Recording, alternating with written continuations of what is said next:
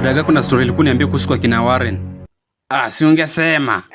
Nilikuambia aje Odaga? Si wacha watu wajue kuhusu kwenu. Kwani wewe ukienda kwa kina mtu ni kutangaza tangaza tu. Odaga, wewe nipigie story achana na Warren. Nakwambia mama Warren ni mshamba. Mbona? Alikuwa anaongea kwa simu na dada yake mwenye kwa Saudi Arabia. Kwani alikuwa anaongea aje? Alikuwa tu, wewe ni tata yangu lakini wewe ni mkora. Ulienda Saudi lakini uliniachia wewe mdodo wako hapa. My lord. Hata tu pesa ya kununulia maziwa uwezi duma. Alikuwa anashema vibaya. Si uachana na mamangu. Alafu Warren anaongea kwa kitu kingine, inakaa nyumba ya mganga. Imeundwa aje? Sio kuundwa, wamepanda tu mimea round vijiti ati ndio bafu. Nimekataza mara ngapi usikii? Takulipa mateke ya mdomo, meno zako zote tatu zianguke chini. Pole basi. Kula hiyo. Usiongelea familia yangu, nimekuona Odaga. Mitoto, songa. Mwalimu, nimeleta correction ya histo. Swali gani?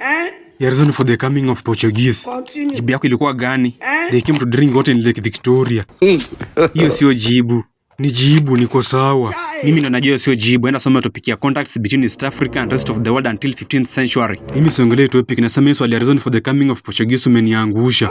Nataka kusoma topic ndio ujue sio jibu. Na mbona unasaishia John? Ona, nitakulipua viboko, enda darasani. Hiyo tiko utanipea. Hii kazi ni ngumu, tunadili hadi na wanyama tukidhani wanafunzi. Miti vichwa ngumu. Mnataka nini? Warren ameniambia unaniita na nikuje na pepa ya histo. Nataka uone swali ulisaishia John.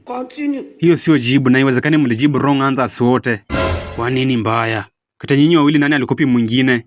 Warren alikuwa anachungulia pepa yangu time ya exam. I knew it. Nipe hiyo pepa yako John. Warren, nifanya hivi kichwa. Kuna nini ndani? Akili. Sema iko na uji mtoto ametapikia ndani. Iko na uji mtoto ametapikia ndani. God have mercy upon us. Songa karibu na mimi toto, songa. Endeni darasani.